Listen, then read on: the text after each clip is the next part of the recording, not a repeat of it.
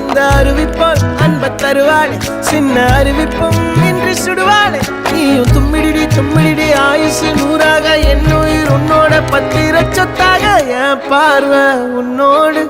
உன் பொம்மை கண்ணோடு பேசாமல் விண்ணோடு நாம் மிதந்து போவோம் காதாரா அடியாளோ நான் தாங்க மாறோடு